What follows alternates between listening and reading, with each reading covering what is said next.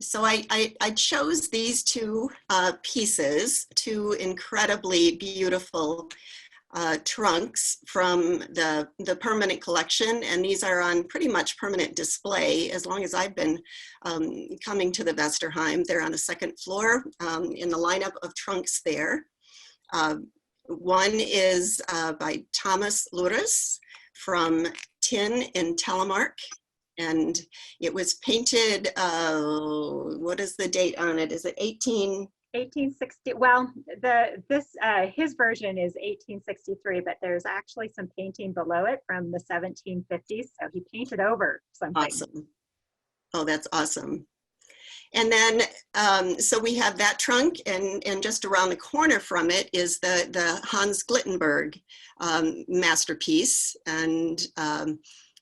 And we see his style, we see all of his work, and painted in about, it looks like, well, the date on the trunk anyway is 1847. So, and I chose these particular pieces quite deliberately because many of us, many people will say, I know these trunks well, these are my favorites in the collection and whatever, but I'm not sure how much all of us really take time to look at them and to take them apart and really analyze them. My apprentices that I have worked with would know this well, that I always bring my apprentices for a 2 or 3 day time to spend together at the Vesterheim. And one of the things that we do is we spend many hours sitting on the floor of the Vesterheim, talking and looking and analyzing and seeing things that maybe we never ever noticed before. And so that is my theme, I guess, of today, is not only are we going to look at the two trunks and the two artists in a compare and contrast type of lesson, I guess, but also what I want you to really be thinking of is finding a personal voice. Anyone that has studied with me and taken a class with me knows that this is near and dear to my soul. How do we find our own personal voice within the art, within the traditions of the art? And so by choosing these two pieces, these were contemporary artists and contemporary to each other is what I mean by that. They painted about the same time, most likely knew each other or knew of each other, and followed the traditions of probably the high point of Telemark, the absolute peak of Telemark painting, but put a rather different look. There's a lot that's very much the same, but also a lot of very unique personal voice that we can see in each one. And how do we do that? That's what people always want to know and want to think about. So I guess that's my whole reason for showing the two. So we're sort of comparing apples to apples, both Telemark painters, both in the same area, the same time frame, but apples to oranges, because they've got a very different approach, as I would hope each one of us has. I'd love to hear, Jennifer, you are always a wealth of information and a wealth of experience and understanding, and maybe you can tell us just a little bit about each of the artists that we're looking at here, Lures and Glittenberg. Sure. Well, it's always fun for me to learn a little bit about the artists, and so I dug a little bit deeper because I've admired these trunks, and to think about these two as contemporaries is great. But as Andrea said, they both have their own voices, and they also have their own kind of experiences, and so it's interesting to think about Glittenberg coming from what we might consider an academic background in some ways, because he studied very deeply or intently drawing and painting. And Andrea, I was able to find a reference, at least, to him having some work within the guilds. And so I think that kind of shapes who he is or was. And then you have Thomas Lures, who comes from a strong family background of this work, and they both are artists, but learning through different ways, but then also both being influenced by the experiences that they have. And so I was talking with Andrea as we were prepping and thinking about Glittenberg, because I've been to the church in Kongsberg where he was doing some study, and to look at and to revisit the interiors. I revisited some of the images there, and I can see how he might have been influenced by the Baroque or Rococo that he was seeing, you know, there. And I hope maybe we can maybe delve into that a little bit later. And then, you know, Thomas Loris was traveling around, not always because he wanted to, but he had a few scrapes with the law. And so, you know, his travels brought him into contact with urban areas and others, and, you know, different experiences too than just what he would have had if he had stayed in Telemark. And so, yeah, so so it's interesting to think about their experiences and how those may color or shape how they've painted or how they've sort of developed their styles. Good, thank you. So what I've done is taken the trunks, the two trunks, and I'm putting them side by side. So in comparing the the front panels, the right and left front panels from each trunk. So we can take kind of a brief look, and of course this whole discussion is going to be fairly brief. Maybe it'll whet your appetite to pursue it a little bit further. But I think that if we can look at the two pictures together of the two front panels, Leah, yeah. So this is the left panel. These are the left panels, right? Do I have that? Yes. Yeah, of each of the trunks. I think it might be the right one. But as I was saying, I think we're comparing apples to apples, but also apples to oranges a little bit. You see the wonderful Rococo scroll, the major C scroll. They're both utilizing this. It's very definitive. You can see that scroll very quickly, very easily. Everything goes back to a root. We've got other scrolls that are feeding into it, into the knob of the scroll and down to the root. All of the line work is delicate and flowing. And so traditionally, we've got this very classic build up of the design, but then when you look at it a little differently in each hand, there's some pretty interesting differences. The differences we see in the background, it's both of them have filled it in dramatically, as we love about those Telemark painters. But one has filled it in with a heavier hand than the other. And Glittenberg, as Jennifer has shared, has a background in drawing, and that was he studied that. That's something that he brings, the delicacy to his work and the refined feeling to it. And while Lourdes certainly has a refined painting, it's a heavier style. It's a more massive. But both of them create a wonderful flow together. They achieve it. They achieve it beautifully, but come to it maybe in a little bit different ways. And I think seeing the two together like this, if you walk into the museum and you see the true trunks, I think we look at them and we don't realize, we might look at them and say, wow, this is really different from this one. But when you put it right next to each other like that, are they really so different? Composition, design, it's filling the space, it's it's flowing from the root, it's going heavier in the center, and as it makes its way out, it's getting more delicate, thinner. The line work is certainly a hallmark of Telemark, but used in different ways. So let's move on. We've got lots of pictures to look at. We've got another panel that we can compare the two. Here we go again.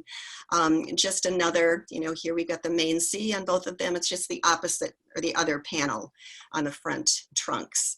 Both artists have chosen to, do the flip image. They're not identical. They're not mirror images by any means, but they filled it in. We've got wonderful details beyond the main scrolls and the C's and S's that we see. One has created a great deal of delicate detail, and Loris certainly has created the detail, but with a little bit heavier hand, I think. And it's obvious to see it when you look at them very, very closely like this together. All right, go ahead. So then we're comparing the two scrolls, or the use of scrolls in the two of them is what I should say. With a wonderful detail. Jennifer, thanks for providing these wonderful images and the details. I think it's, you know, looking at the details of work always really gives us an insight, I think, into the hand, into the unique personal style that one brings to it. You look at Loris's work, and he's laying in a very confident, very bold stroke of color, and over the top of that is putting the line work, defining. I love the confidence. I love the movement and the action and the flow that Loris brings to his work, and the endings on the scrolls. You just see that brush moving, and he just knows what he's doing, where he's going with it, and the flow. But he's putting it in. I feel like there's energy there, and it's quick. Maybe it wasn't quick, but it feels like it. He's laying in the color, and he's putting in the details and defining it. And then we come to Glittenberg, who too is laying in color, putting in defining it with the details and the line work. But I feel like there's a different refinement to it, and that is not better or worse. I don't mean to say that, but it's a difference. I feel like he's deliberately feeling the flows of some of those S strokes off the C's, and the detail that he's putting into that's classic Glittenberg. Leah, can you circle, if you know what I mean by that, the flourishes within the scrolls? Yes, those, and even in the green on top of the gold scrolls there. And some of the detail. That is classic, yes, that is classic Glittenberg, to put that in. But that takes a different, that's not just laying in the color and defining it, but you're adding a little bit of an extra touch, very draftsman-like. He's using his drawing, and I'm excited that Jennifer, you shared that, because that's a whole new understanding of Glittenberg. So I think these are just wonderful images to show the two, what's the same, but also what's different here about their individual styles. I think we have a couple more on scrolls. Yes, another one. Again, a heavier hand in the Loris, laying in the color. If you take away all the line work, look at that simple color. It simply forms the flow. All right, got it. Want to see? Oh. Can you all hear me? You're doing okay? It seems to carry the flow to the root. You've got that with the Glittenberg as well. But the Glittenberg, again, is putting all kinds of details within the scroll, and I think this defines it very well as to maybe the different approach and the different style. You've got a nice, beautiful S curve, or a C curve, and S off the C. But at the same time, once those have been formed, how do each of them handle the buildup of the scrolls in a unique way? Yeah, right. Andrea, Patty just made a comment that can add yes. to what you were talking about, and she just mentioned that Glittenberg, or she's noticed that Glittenberg seems to counter the main flow of a scroll with details off of the back of his scrolls. Yes, yes. You can see that quite well in excellent images. Again, that flourish that he adds always, that you feel like he just has to do a little bit more. That's great, Patty. Thank you for pointing that out. Yes. So here we have, again, another, comparing the scrolls for each one. We're looking at the scrolls over the flowers, right, for this particular one.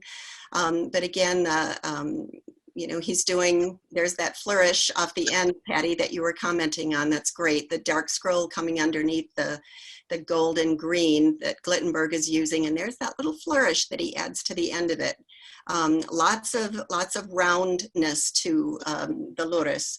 Glittenberg has the long, much more elongated. Both of them have the oblong, the egg-shaped scrolls, but Glittenberg really stretches those out and refines them. So another comparison of the two scrolls and their refinement. So now we're going to flowers. We'll talk about flowers and how they handle their flowers. And it's interesting how similar they are, but the feel and the voice of those flowers is so different. Andrea, I want to remind everyone that it's common Zoom practice to mute yourself so we don't get unnecessary feedback. And I think we just don't know when something might crop up in our lives at home, right? So if you aren't muted, if you could please mute yourself so we give Andrea all of our sound. Thank you. All right, go ahead on the flowers, Leah. So here's, again, I think when if you're familiar with these two trunks in the museum, or even if you're not, just even looking at the first pictures of the two, they look drastically different. But when you compare them in a close-up, I think they're drastically the same, but with a different approach to each one. I think the background color, certainly that beautiful Norwegian red, that orangey red that they're both painting on, and how they handle the flowers. And each of them has handled their flowers. They've created a flower with a cluster.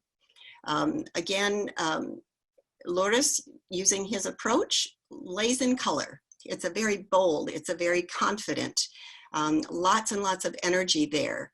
And he's laying in the color, defining it very confidently with his line work, and defining the curves at the end of the scrolls. We don't have a lot of S's like flowing off of those scrolls, but that's formed by some of the line work as it goes the other way, but lots of kind of roundness to it, but just a lot of energy.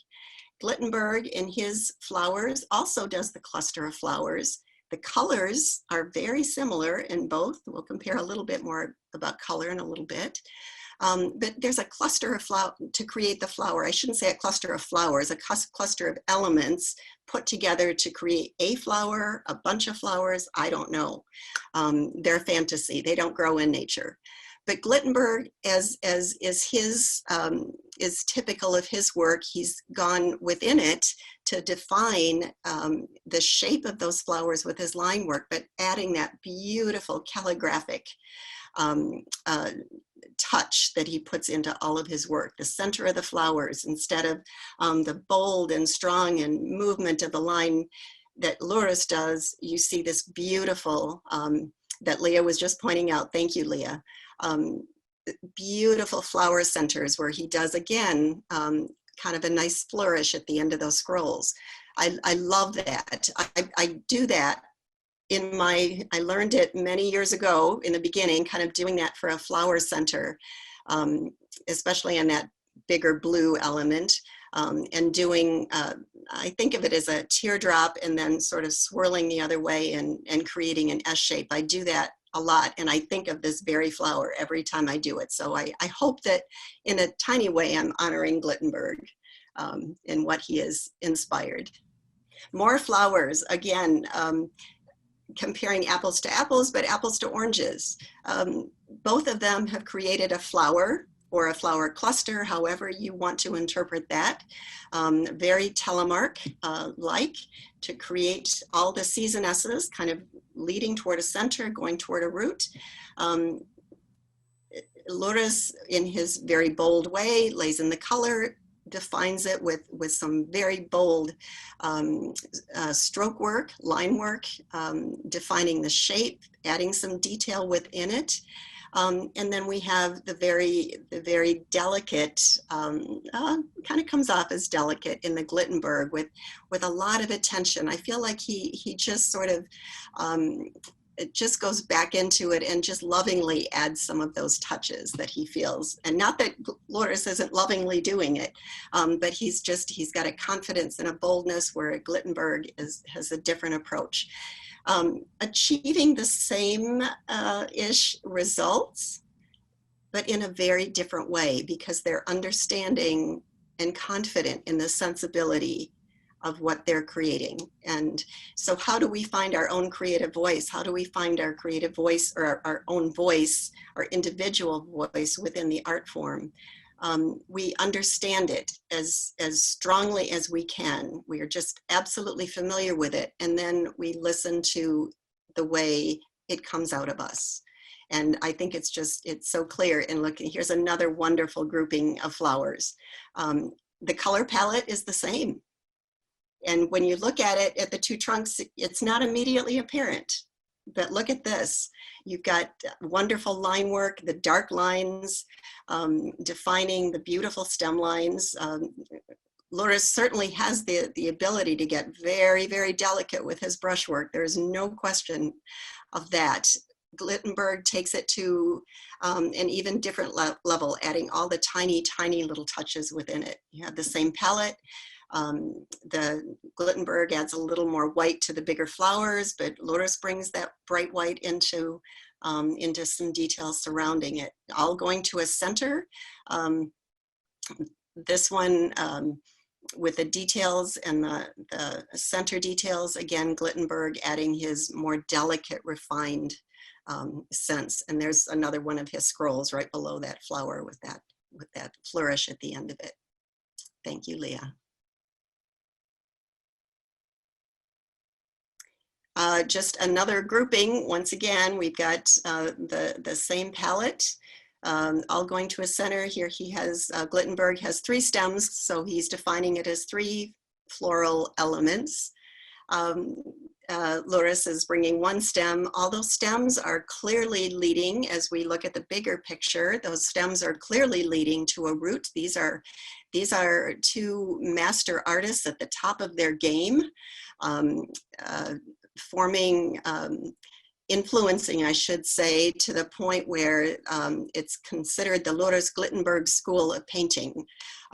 They certainly were not teachers, a little bit. Glittenberg had some apprenticeships. It was not the focus, but it wasn't a school per se.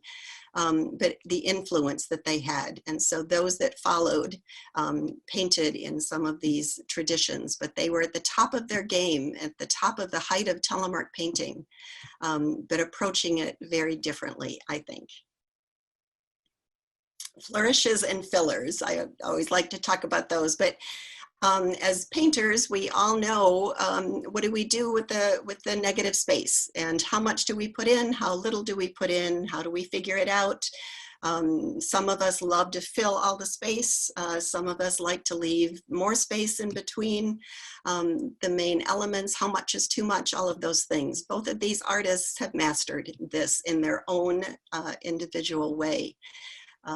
Looking at some of those fillers and flourishes, a couple of aspects to this slide that I found very interesting. Number 1, apples to apples, I'm looking at the root of a scroll by both of them. And you can see the knob of that, yes, thank you, Leah. The knob of that, or the root of that scroll. And both of them, yes, in the Glittenberg. And both of them have chosen to surround it with what I consider a flourish of lots of C strokes, a couple of S's off those C's, and in Loris's case, mostly C strokes here. But Glittenberg has gone with some S's, but I find it very interesting that surrounding that green and gold scroll, they've both chosen to put this wonderful greenish blue, Norwegian blue, with flourishes surrounding the scroll. What do you do sometimes to surround the scroll? How do you accent that without, do you put more flowers there? What do you do with that space? Sometimes that's a spot that we come to that we're, how do I handle this? I put more flowers there. I've already got flowers all over. Both of them have chosen the same way of doing it, but in their own individual sensibilities. And then some of the other little touches, as you see, Glittenberg adds his very delicate fern-like shapes that come off of the flowers. Some of those that are all in the dark, yes, just to the left, yes, all of those. And even above Leah, above that green flower, that, yes, right there. And then compare that with that fern-like shape that comes next to the loris flower that has the green. Yes, exactly. I just think it's delightful that they're using some of those same flourishes, but in their own very unique ways, which is very confident in both of them as an artist. Thank you. Just more flourishes and watch, and again, I call flourishes are anything beyond the scrolls and flowers and what we fill in with. And sometimes it's just a thing. It's just a C stroke or an S stroke. Is it a leaf or a flower? I don't know. Sometimes you just need to bring color in someplace. Oh, I need something blue up here. And you start filling in. Again, Loris has, if you look beyond, if you pull away all of his line work that defines, all of his heavier line work that defines it, what do you see? You see just a swath of color. It isn't necessarily defined, it's defined within a C or an S. Most of his he uses lots of C strokes leading toward a root, which then leads to if it's a flower, leads to the root of the flower, which leads to the stem, which leads to the root of the scroll. In the Glittenberg case, he's adding lots of flourishes and fillers surrounding the main elements, but adding a much more delicate look to it. Both of them have a complete understanding of the wonderful balance of their work, balancing heavy and lightweight, and carrying the heavier elements to the center and carrying the lighter elements to the side of the piece, so that you're always focused on the center and it diminishes as it goes out, but they do it both in their own unique way. Thank you. Another one, I just always love to look at details. It really shows so clearly the brushwork and a definition. Here Glittenberg hasn't added as much in this very delicate little flower because it's a pretty small little flourish that is a space filler. Not adding as much color to his in the Glittenberg, but they've done similar flower centers with stroke work, and here you see a little bit more attention to some smaller detail within these flowers in the Loris piece, with those that buildup of the teardrops in the white flower as it comes down. Yes. But you have cross-hatching, and so they're both approaching adding a wonderful detail within their flowers, so adding a wonderful detail within the flowers, but in their own very unique way. And color. So we're going to talk about color, and we've referred to that a little bit already, and I think it's very exciting that their color palette is about the same. Jennifer, do you have a question before we move on? Yes, of course. Yeah, Jennifer. so I'll go ahead. Yeah, so Kathleen was just wondering if you had a brush number, if you could give everybody a brush number for the fine line of the fillers. What would the brush number be for doing that kind of work? Well, are we talking about the original artists and what they would have painted with, or what I would paint it with now? Well, Kathleen probably wants to know how she can recreate that herself. She can do that. My go-to brush for all of my line work, well, I shouldn't say it that way. If I'm painting a trunk, if I'm painting a cabinet, I'm going to use a number 1 long liner to create the line work, and a number 0 long liner is what I would be doing all of this with. Do you have a particular brand of brush that you're using? Thank you. I do. I order my brushes. They're handmade from a company in Germany called Habico, and I use all of their brushes for my filberts and my liners. Thank you.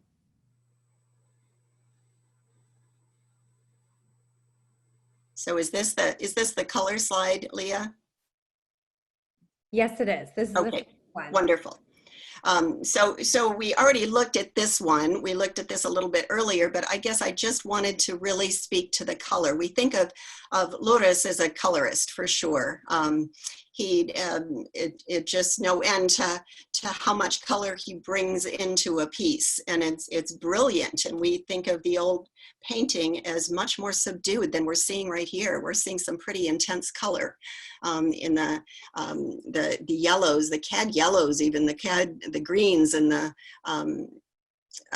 chromium oxide green, and it's bright, and he's got some pretty incredible stuff going on, but so does Glittenberg. And I think we can look at the Glittenberg, it's a little bit more subdued, but I think they both handled color pretty incredibly. These are some brighter colors. Granted, it was a little bit later. This is not early Rosemaling and Telemark. This is mid to later Rosemaling, so they had access to a lot more than we think of some of the early Rosemaling. But I think the other interest is that their palette this is the same palette, and it shows so dramatically here. When you look at the two trunks together, you may not have that awareness of the two, but when you look at them side by side here, you're seeing the wonderful Norwegian green blue, you're seeing the greens, the brighter greens surrounded by the golds. Calm down a little bit with the white, with it sort of gives a resting point to some of the heavier colors. Dark line work here, especially. Loris has used some light line work in his flourishes of his buildup of those wonderful ferns that he does so beautifully. The yellow and the white fern, and he kind of fills those in as some of his flourishes, and they're beautifully, beautifully painted. Glittenberg's adds a little bit of lighter line work around, but it's the same color palette. I hope that is so clear to all of you, because it almost seems like they're two very different pieces, but when you put it together, it's fascinating how closely they followed the traditions. Andrea, we had a quick question from Lynn, yes, too, that might sort of dovetail with what you're talking about, at least in terms of changes in color. But she was wondering what the biggest change from early Telemark painting to later Telemark painting was. Can you tell me some things? I guess my thought on that would be just the greater amount of color, the greater variety of color that was used. And even in these slides that we're looking at right now, going back to the early painting, you're going to see maybe one or two colors used. And maybe they are going to be a bit more subdued. They weren't able to, they weren't making different colored paints and things that the artists could use at that point, maybe more paint that they were making from going outside and what nature was providing in their own secret recipes. So I think that, and even the use of a simpler palette, I know that Nils Ellingsgaard talks a little bit about as it faded off, it's almost that it took over to such a point that it got so bright and so much color used that it almost lost some of the early strength of the Telemark painting. I don't know if I agree with that or not, but that's kind of a thought. But I think that would be most of the difference to me, is just the amount of color in the elaborate palettes used. Jennifer, would you have anything to further say about that? Yeah, I don't. I was just thinking about it in color too, and looking at, thinking about things that I have seen, and yeah, that as technology improves, your access to different things, is better, and so there are improvements in technology for Rosemalers, as other painters too during this time period. So yeah. And why would they not use it if it's there? Right.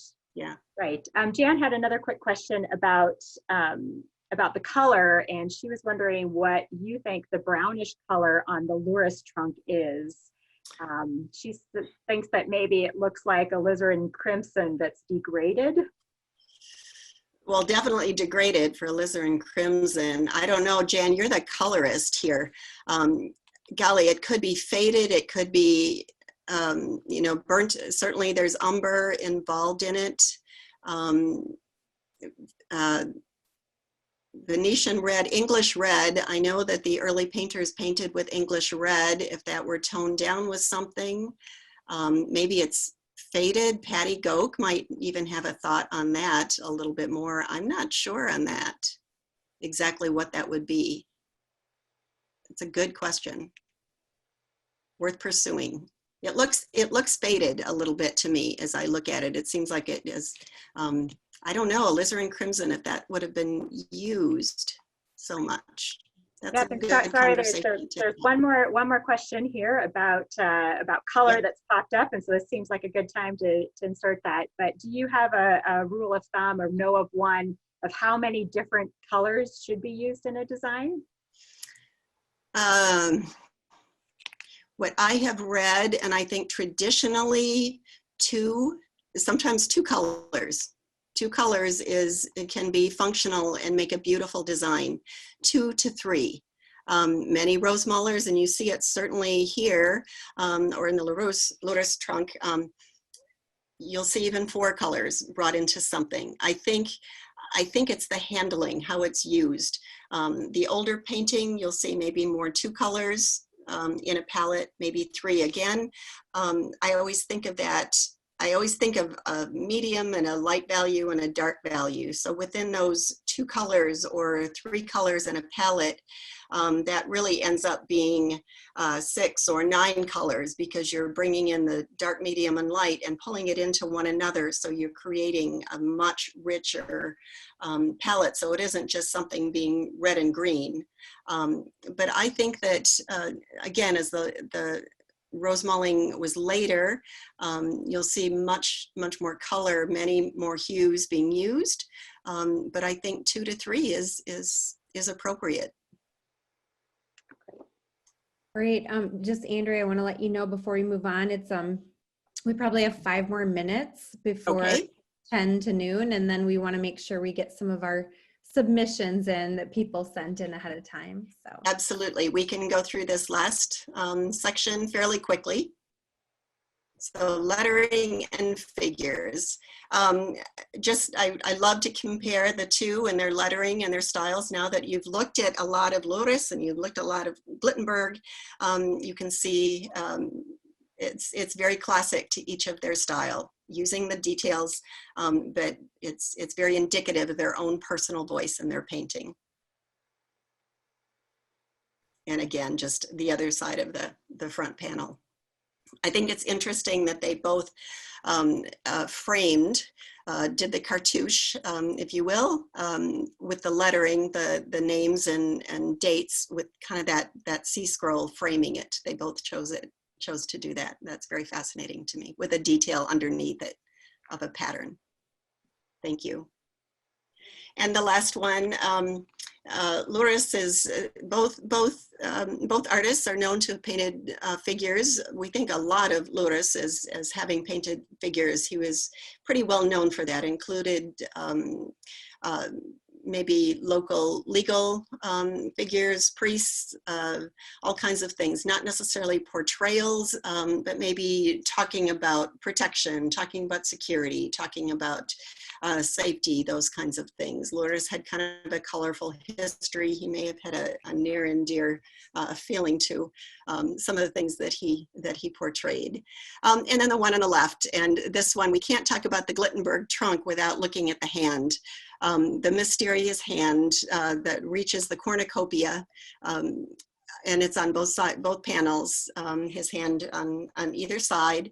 It's mysterious. There's not one answer for it, lots of conjecture for it. I guess the best that I heard from an expert that I know in Norway that has helped me to understand is that he talked about it holding the richness and holding on to it and showing strength and showing a wish for fertility and a wish for success, but holding the richness. And I think that's a beautiful explanation. So I've loved that one.